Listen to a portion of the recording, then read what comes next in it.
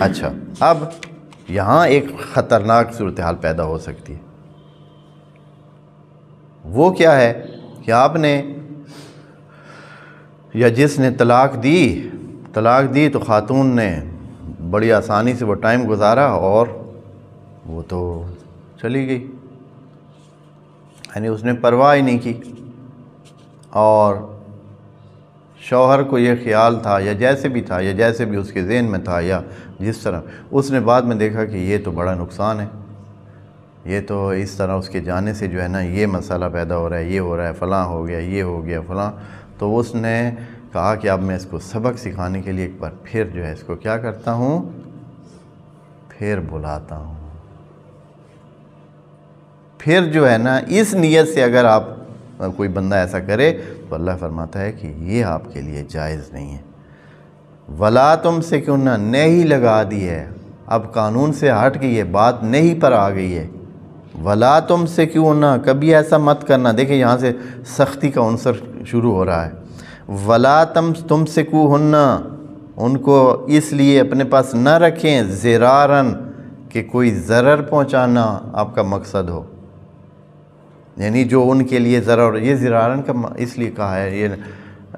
اس مصدر کی صورت میں اس لیے بیان کیا ہے کہ یہ نہیں کہ آپ ضرر پہنچانا چاہتے ہیں، اگر اس کا ضرر ہے تو بھی یہ کام نہ کریں۔ آپ نہیں پہنچانا چاہتے ہیں لیکن اس کا ضرر ہے،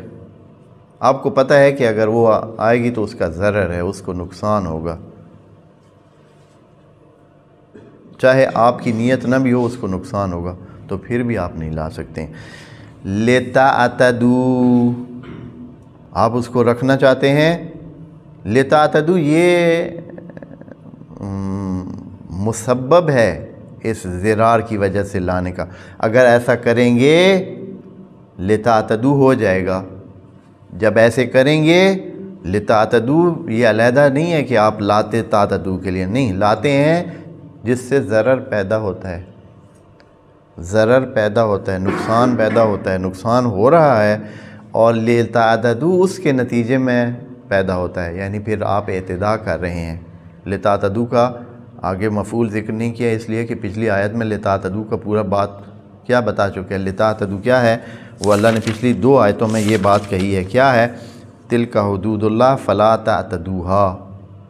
یہ اللہ کے قانون ہیں، اور ان کو کراس نہ کریں، ان سے آگے مت بڑھیں، ان سے باہر مت نکلیں۔ تو یہ لِتَعْتَدُوا اسی سے مربوط ہے، یعنی اللہ کی حدود کو آپ کراس کر جائیں گے اگر ایسا کریں گے۔ اور اسی طرح پھر دوسری بار کہا تھا وَمَن يَتَعَدَّ حُدُودَ اللّہ فَأُولَٰئِکَ هُمُ الظَّالِمُونَ، ہاں ادھر بھی اسی کا دوسرا فَقَدْ وَمَنْ يَفْعَلْ ذَلِكَ اگر کوئی ایسا کرتا ہے، خاتون کو تیسری بار پھر لے آتا ہے یا دوسری بار پھر نکاح کر کے لے آتا ہے، پہلی طلاق کے بعد دوسری بار لانا ہوتا ہے، اور دوسری طلاق کے بعد جب آدمی لاتا ہے تو تیسرا نکاح ہوتا ہے، اس کے بعد لے آتا ہے، لیکن کس مقصد سے کہ اس کو تکلیف میں رکھے، اس کو پھنسا کے رکھے، اس کو کسی اور جگہ شادی کے قابل نہ چھوڑ، کیونکہ نکاح جب اس کے ساتھ ہو جائے گا تو وہ کسی اور جگہ نہیں جا سکے گی، یہ اس کے ساتھ نکاح بھی کر لے گا لیکن اس کو زندگی کے اسباب بھی مہیا نہیں کرے گا، اس کے ساتھ کیا کرے گا، اس کو اگنور کرے گا اور اس سے صرف نظر رکھے گا اور پتہ نہیں کیا کیا تکلیفیں پہنچائے گا، یہ اس منظر سے اس کو جو ہے کیا کر لیتا ہے دوبارہ واپس۔ تو اگر یہ مد نظر ہو تو اللہ فرماتا ہے کہ یہ اگر آپ کریں گے تو آپ حدود اللہ کو کراس کریں، مت سمجھیں کہ آپ نے نکاح کیا ہے، جائز طریقے سے نکاح کیا ہے، گھر میں بیٹھی ہے، ٹھیک ہے، بس آرام سے، میں کون سا اس کو مار رہا ہوں، کون سا اس کو فلاں کر رہا ہوں، نہیں، لیکن اس میں اگر اس کا ضرر ہے، اس خاتون کا ضرر ہے، تو آپ کیا ہے، اللہ کے قانون کو توڑ رہے ہیں، اللہ کے قانون سے کراس کر رہے ہیں، تو یہ لِتَعْتَدُوا تو یہ آپ کا اعتداء ہوگا۔ وَمَن يَفْعَلْ ذَلِكَ اگر کوئی ایسا کرتا ہے تو اللہ کیا ہوگا، اس سے کیا مسئلہ کیا ہے، رکھ لیا، آ گئی ہے، ہاں اس کو نقصان ہوتا ہے تو ہوتا رہے، میں کون سا اس کو مار رہا ہوں یا کون سا اس کو، لیکن اس کو نقصان ہو رہا ہے۔ وَمَن يَفْعَلْ ذَلِكَ فَقَدْ ظَلَمَ نَفْسَهُ یہ بندہ خود پہ ظلم کر رہا ہے،